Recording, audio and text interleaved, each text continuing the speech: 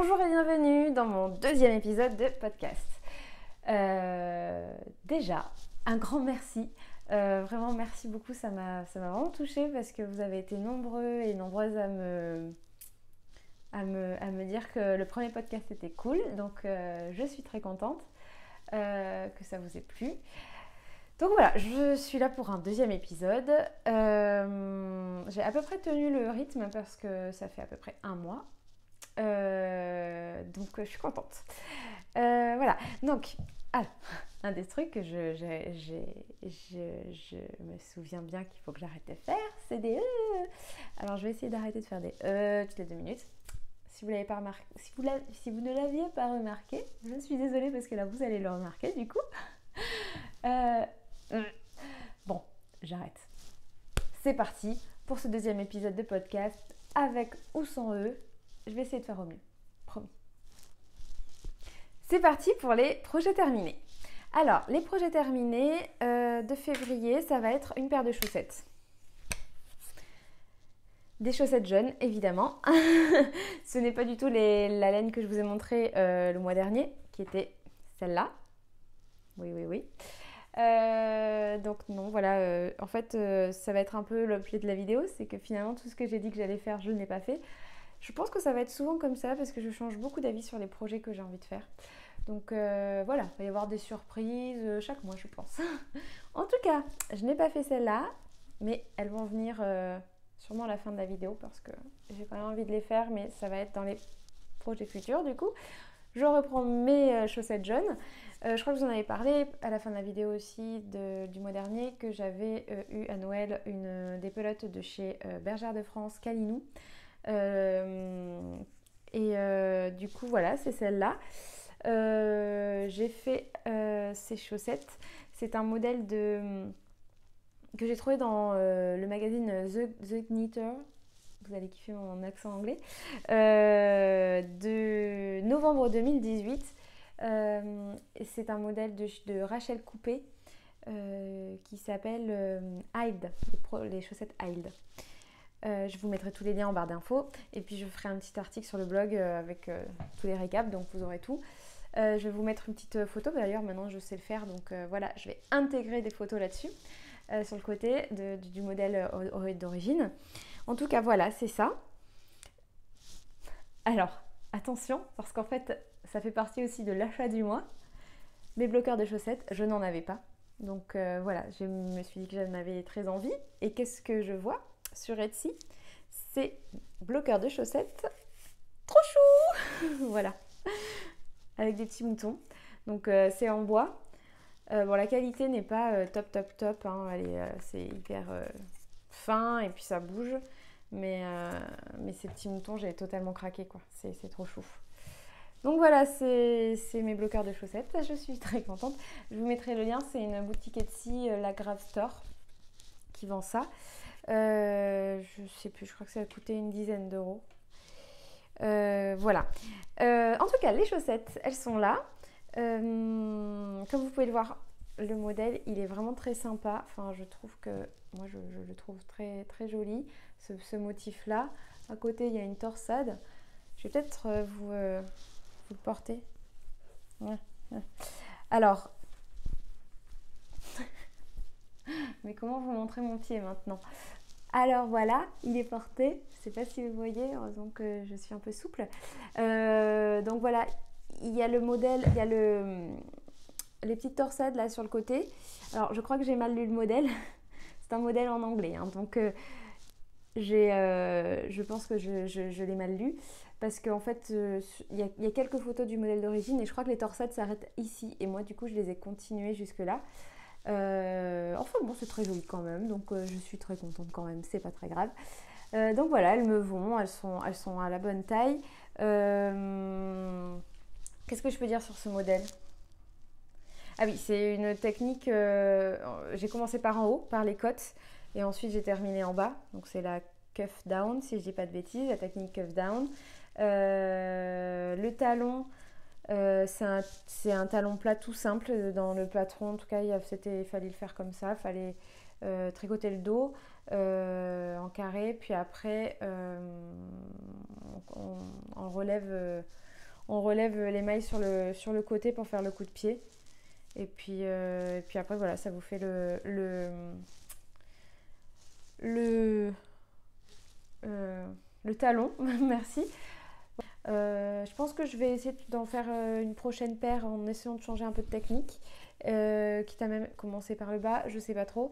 Voilà, pour changer un peu, pour varier un petit peu. En tout cas, moi j'aime bien commencer par le haut, faire le talon comme ça. Là, je pense que, en fait, si je vous montre les deux, voilà, du coup, il aurait fallu que je la remette dedans. Mais je crois que je me suis trompée, en fait, évidemment. Hein, je me trompe toujours quelque part. Et je pense que je me suis trompée, que j'ai pas relevé les mêmes nombres de mailles sur l'une que sur l'autre. En tout cas, quand je les porte toutes les deux, c'est très bien. Il faut que je vous fasse des photos de portée parce que je n'en ai pas encore fait encore pour le blog. Mais je vais essayer de faire ça très vite. Le deuxième point oui, et puis du coup, j'ai fermé ici en grafting. Ça je le dis aussi. C'est une technique, j'ai toujours utilisé cette technique pour les chaussettes aussi. En tout cas, les peu de chaussettes que j'ai tricotées, c'était avec ça. Et c'est super, je trouve que c'est super pratique comme méthode. Voilà, et sinon, il y avait un autre truc que je voulais vous dire aussi. Je pense que cette laine ne va pas faire long feu. Je les ai portées 2-3 fois déjà et ça peluche déjà. Et en fait, même quand je la tricotais, ça peluchait déjà. Donc voilà, je suis pas très contente au niveau de la laine. C'est la Calinou de chez Bergère de France, comme je disais. Et du coup, je suis pas hyper contente. Ça fait des peluches, voilà. Donc je pense que voilà, dans une chaussure, ça va pas faire long feu. Mais bon, voilà, je pense que je vais les garder à la maison. Elles sont bien chaudes, elles sont bien pour la maison. Donc voilà, je pense que je vais les garder pour la maison, mais dans des chaussures, peut-être pas. C'était donc mon premier projet terminé avec ces superbes chaussettes. En tout cas, le modèle est vraiment très agréable à tricoter. Je l'aime beaucoup. Je trouve que le motif est vraiment joli. Je ne sais pas ce que vous en pensez. Moi, j'aime beaucoup. Voilà, voilà. Alors, le deuxième projet terminé. Il n'y en a pas des masses ce mois-ci. Il va y en avoir 3, 2 que je vous présente en plus. Du coup, le deuxième, ça va être une éponge Tawashi. Voilà, moi j'aime beaucoup tricoter des éponges Tawashi pour moi, pour la maison. Ça fait des mois et des mois que j'ai une éponge à la maison pour la vaisselle Tawashi comme ça, qui me sert et qui est top, qui fait vraiment bien le boulot, qui est nickel en plus. Moi j'aime beaucoup. J'en ai une pour ma salle de bain aussi. Enfin voilà, j'en ai pas mal. J'en ai donc crocheté une nouvelle parce qu'il y a une copine qui m'en a commandé une. Amandine, si tu passes par là, je te fais des bisous. Donc voilà, je lui ai fait avec le fil Bubble de chez Creative Bubble, le fil, je sais plus si... Est-ce que c'est la marque? C'est ça, je crois. Voilà, j'ai pris vert, jaune, vert, rose et noir. Et voilà, ça fait très bien le job. C'est du coup doublé. Le modèle, alors attendez que je dise pas de bêtises. Le modèle, j'ai pris le patron de la boutique de Méli-Mélo, qui du coup, je trouve est un joli modèle avec un rond, puis après des pétales. Voilà. Donc j'en fais 2 que je couds ensuite ensemble et ça fait une éponge épaisse. Après, par exemple, j'ai un modèle aussi à la maison toute simple, sans faire l'épaisseur. J'ai crocheté qu'une seule fleur, qui est pratique quand on lave des choses qui sont un peu qui rentrent à l'intérieur et qui sont un peu galères à enlever, des graines de chia typiquement, qui gonflent à l'eau, etc. Et du coup, j'utilise d'autres éponges. Voilà. Alors, j'en ai fait avec des chutes de tissu et j'ai pas réussi à bien les nettoyer. Je trouvais que ça séchait pas bien. J'étais pas convaincue en fait de ces tawashi en chute de tissu ou en coton aussi d'ailleurs. J'en ai fait en coton aussi en crochet. et je ne suis pas hyper fan du résultat. En tout cas à terme, à force de l'utiliser. Du coup, j'ai préféré prendre directement ce fil-là. Alors oui, c'est du polyester, oui, c'est du pétrole. Mais elle dure beaucoup plus longtemps. Donc vraiment, là, moi, ça fait 6 mois que j'ai la mienne, elle est nickel. Donc en tout cas, voilà, c'est mon alternative. Et elle me convient bien. Donc voilà. Moi, je vous conseille de faire des tawashi avec ce genre de fil-là. J'ai aussi utilisé du fil de lin aussi une fois pour gratter. Je l'ai toujours, mais je trouve que c'est plus embêtant après à laver. Donc voilà, bref. Tawashi, super modèle de chez la boutique Méli-Mélo. Voilà. Deuxième produit terminé. Et aussi, alors j'ai terminé mon bonnet à torsade, mais que j'ai offert, donc je ne peux pas vous le montrer. Celui que j'étais en train de commencer dans ma dernière vidéo. Mais bon, c'est le modèle que j'ai sur le blog, donc vous pouvez très bien aller le voir. Je mettrai peut-être une photo par ici. Et voilà, et oui, il y a un truc que je voulais vous montrer, parce qu'en fait, c'en est terminé pour les projets finis. J'ai pas fait grand chose ce mois-ci. Ça m'a pris longtemps pour faire les chaussettes. J'ai dû mettre 2 semaines. Donc voilà, j'ai pas tricoté tout le temps. Mais voilà, je voulais vous montrer le snood que j'ai pas pu vous montrer la semaine dernière, qui est sur le blog. Le patron est sur le blog, je l'ai posté. Voilà, il a déjà été porté plusieurs fois par mon chéri. Je vais vous le porter si vous voulez. Alors j'ai le micro juste là-dessous, donc peut-être ça va faire du bruit, j'espère pas. Voilà, donc c'est un modèle qui se porte comme ça. J'avais doublé le fil, comme je disais la dernière fois. En tout cas, voilà, il est bien chaud. Alors moi, il m'est peut-être un peu lâche même, mais mon chéri, lui, il est un petit peu plus épais, donc ça lui sert un peu plus. Et voilà. Et sinon, il est grand comme ça. Et du coup, il a toutes les torsades comme ça. Voilà, bon, je vais pas rester 10 000 ans dessus parce que j'en ai parlé la semaine dernière déjà. Il y a le billet sur le blog, donc voilà, vous pouvez aller voir. J'ai partagé le patron aussi. Et voilà. Et c'en est tout pour les projets terminés de ce mois-ci. On est parti pour les projets en cours. Mais je viens de penser que je ne vous ai pas montré ce que je portais. C'était mon pull, mon mini pull. Je ne sais pas si vous voyez. C'est mon mini pull. Excusez-moi, il y a le micro en plein milieu. Donc voilà, c'est mon mini pull que j'avais tricoté il y a un moment avec des restes de laine de la fil light de chez Fil d'Art et puis un fil, je ne me rappelle plus lequel. Je crois qu'il n'y avait pas de marque, je l'avais eu chez Emmaüs ou je ne sais où. Ou chez ma grand-mère. Bref, en tout cas, c'était un fil assez fin. Je sais pas si c'est du fingering. Non, c'était pas ça parce que c'était plus épais. Non, c'est beaucoup plus épais en fait quand je regarde. Mais en tout cas, j'avais mis le patron sur le blog. Voilà, j'avais fait toute une torsade en fait qui part des manches et qui remonte ici, qui remonte devant, qui passe devant et qui fait toute la manche. C'est un pull hyper chaud que j'adore porter quand il fait un peu froid. À la maison ou même dehors, parce que finalement c'est vrai que dessous on met un truc assez fin ou on met une robe, enfin moi j'aime bien mettre une robe par-dessus, enfin dessous, pas par-dessus, et voilà, j'aime beaucoup ce pull, il est lâche, il est confortable, il est doudou un peu, enfin, vraiment j'aime beaucoup. Et puis il est hyper simple à tricoter. J'ai déjà eu des retours de personnes qui ont tricoté le patron qui m'ont dit qu'il était bien. Enfin qu'il était bien dans le sens où il n'y a pas de coquilles dedans. Donc n'hésitez pas, si vous en trouvez d'ailleurs, à me le dire. Et si vous voulez le tricoter, à le faire. Parce qu'il est vraiment très simple. En fait j'ai commencé par les manches.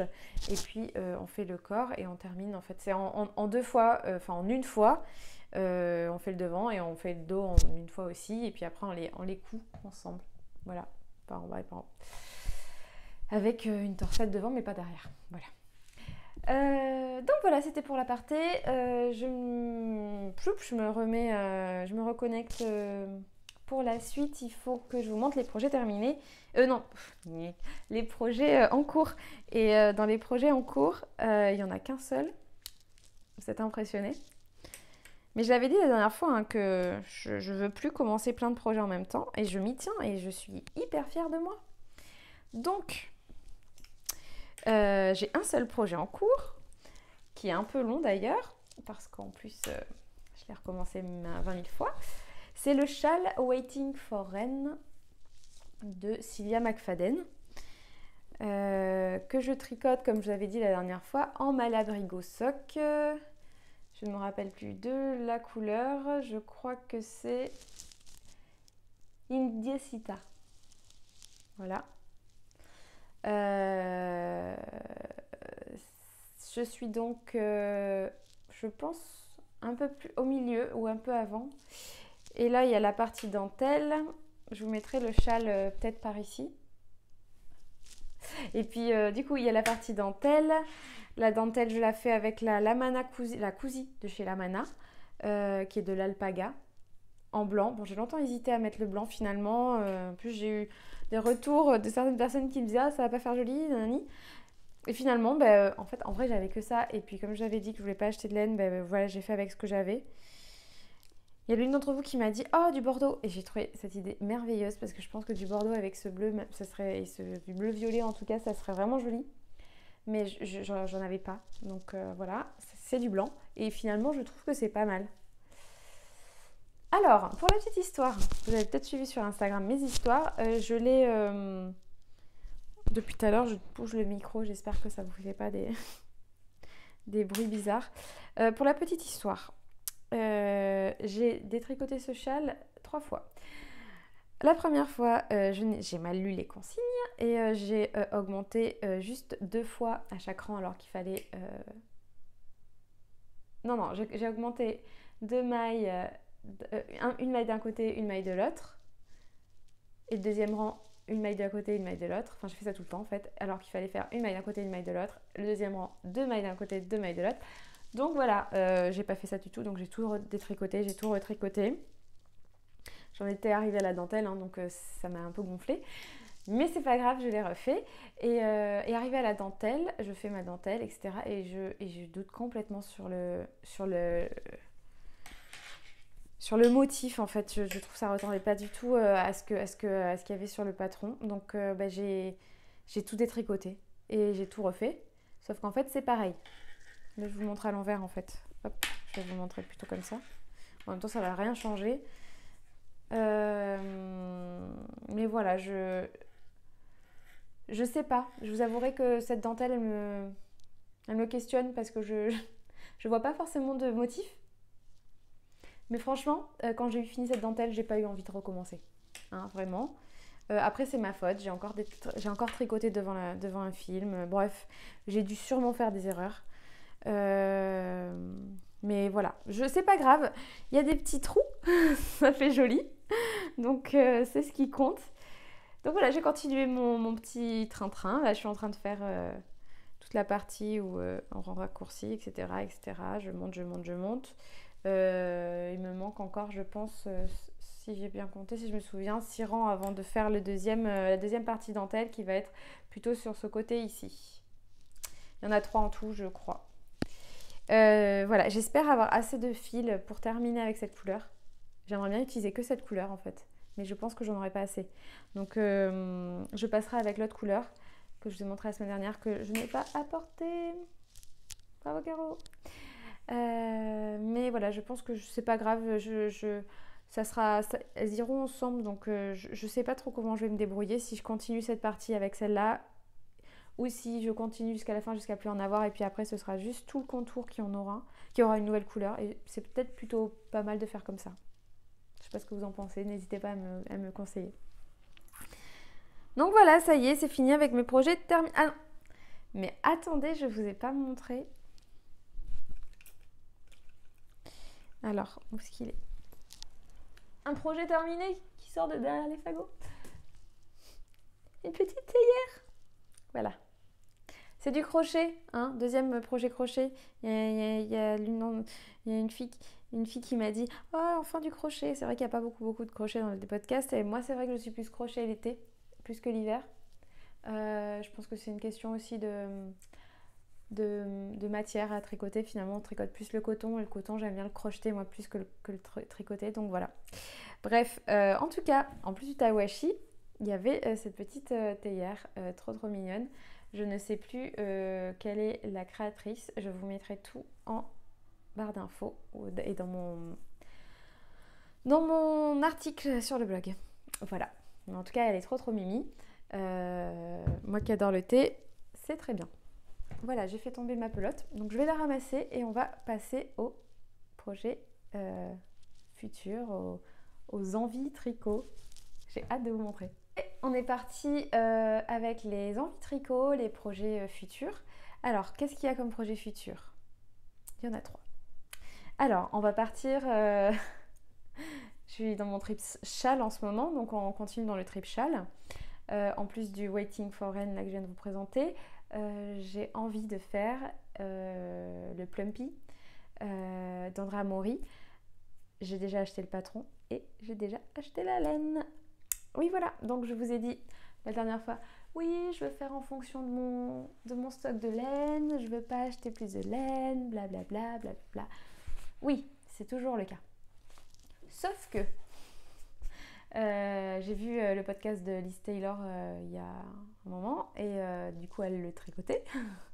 Elle le tricotait avec une laine qui avait l'air merveilleuse. Et voilà, j'ai craqué. On va pas parler 1000 ans de pourquoi j'ai fait ça, je l'ai fait. Donc j'ai acheté de la laine. Bon, ça faisait un moment du coup que j'en avais pas acheté, j'ai complètement craqué. Et j'ai acheté la laine de The Wool Barn, qui est la laine teinte main. Et j'ai acheté ces 3 coloris. Voilà. Non mais en plus, voilà, c'est trop mignon la petite étiquette.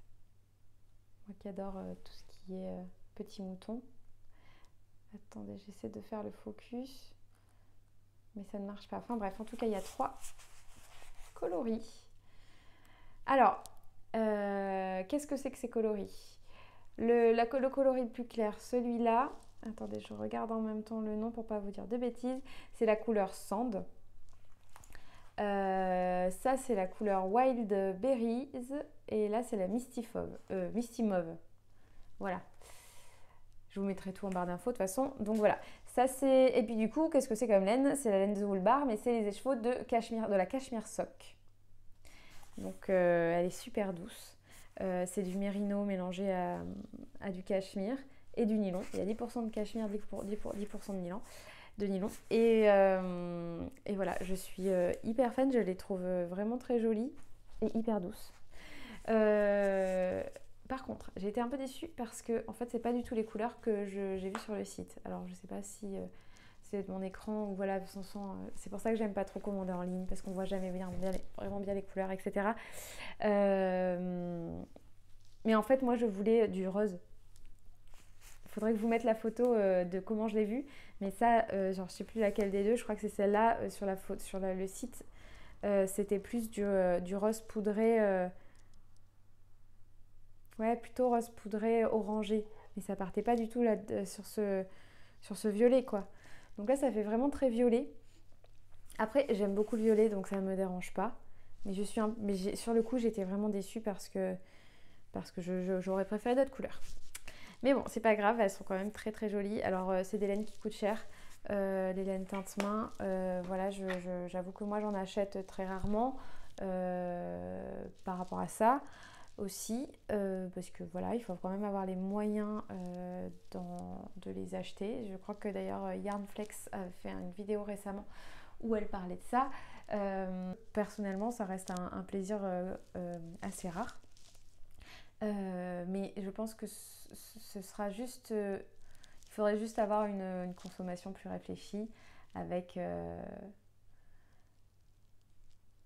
voilà, avec des projets derrière les achats, je pense. Enfin, en tout cas, moi, c'est ma façon de faire maintenant et c'est pour ça que j'achète moins de laine et que du coup, je suis beaucoup plus raisonnable à ce niveau-là. C'est que si j'achète de la laine, il y a un projet derrière. Et du coup, comme ça, j'ai plus de reste. Enfin, j'ai pas des pelotes qui traînent pendant 1000 ans dans mon stock, comme aujourd'hui finalement. Hein. Et du coup, voilà, je me sens beaucoup plus légère aussi à ce niveau-là. Et puis comme ça, au moins, on a un projet derrière et c'est motivant. Donc voilà, avec ça, je vais faire le Plumpy d'Andrea Mori. Je vous intègre une photo par ici. C'est de la fingering, je ne sais pas si je l'ai dit. Voilà. J'ai hâte de le commencer et en même temps je suis un peu stressée pour tout vous dire parce que ce châle me semble un peu compliqué. C'est en anglais déjà. Bon après ça va, c'est pas ce qui me pose le plus de problème, mais comme pour les chaussettes, je peux du coup mal comprendre les choses et puis du coup faire des bêtises. Mais il va falloir que je me concentre bien, ou comme le châle que je suis en train de faire, peut-être que je vais faire des bêtises. Mais c'est pas grave, j'essaierai de me motiver. Surtout en fait que c'est du point brioche, et le point brioche, je suis pas très à l'aise avec ce point là. Il va falloir que je m'entraîne un peu, que je le fasse tranquillement, pas devant un film. Et voilà, mais en tout cas il m'a l'air vraiment bien agréable à tricoter.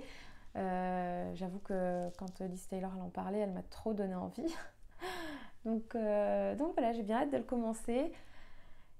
Je laisse enchaîner les chevaux pour l'instant. J'attends de finir le Waiting for N avant de commencer un autre châle. J'ai pas envie d'avoir 20 000 châles en même temps. Donc voilà.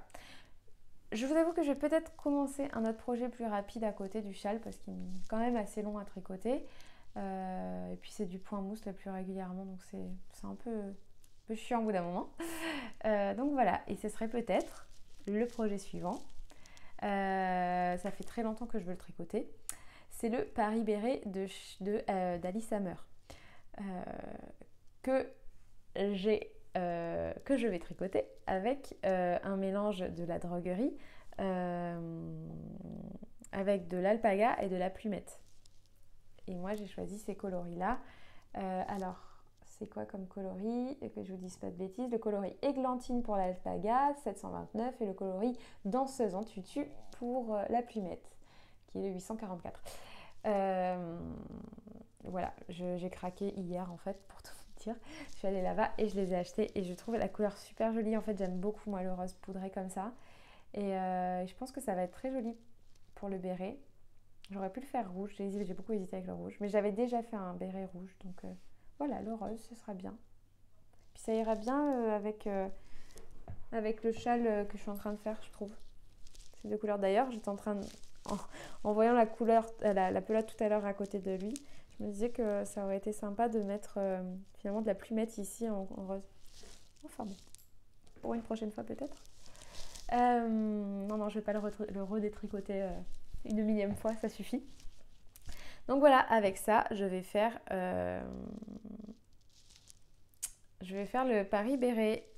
Ce que j'aime bien à la droguerie, c'est qu'on peut prendre ces chevaux, on nous fait des pelotes avec le grammage qu'on veut. Donc il n'y a pas de reste normalement. Moi j'ai pris les conseils d'Alice. Donc j'ai pris 150 mètres et puis c'est tout. Et du coup normalement j'aurai pas de reste. Et ça c'est plutôt bien. Parce que comme ça au moins on n'en a pas 20 000 qui restent sans rien faire. Et même si on peut trouver plein de trucs, de modèles pour faire des restes, pour utiliser des restes, c'est quand même bien agréable de ne pas en avoir. Enfin bon, on va voir, peut-être que je vais en avoir parce que j'ai tricoté très serré. On verra bien. En tout cas, voilà, ça c'était pour le deuxième projet terminé. Je vais arrêter avec ça un peu. C'est le projet que j'ai envie de faire, qui arrivera d'ailleurs, je pense, bientôt, là peut-être dans la semaine. Et le troisième projet, non, vous n'êtes pas retourné dans le podcast numéro 1, c'est des chaussettes que je vais faire avec ce fil de chez Drops, Fabel, du coup. Non, je vais vraiment les faire et je pense que je vais reprendre les Hermione Socks, enfin les Hermione Everyday Sock.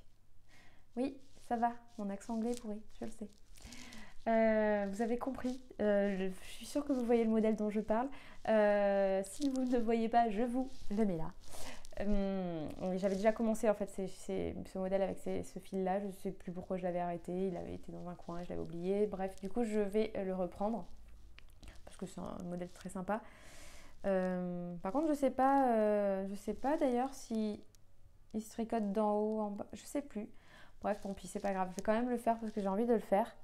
Puis je verrai avec d'autres chaussettes pour la prochaine fois. Mais en tout cas, voilà, je vais tricoter avec ces chaussettes-là. Avec ce fil-là. Aujourd'hui, c'est n'importe quoi. Et puis, je vais les tricoter avec...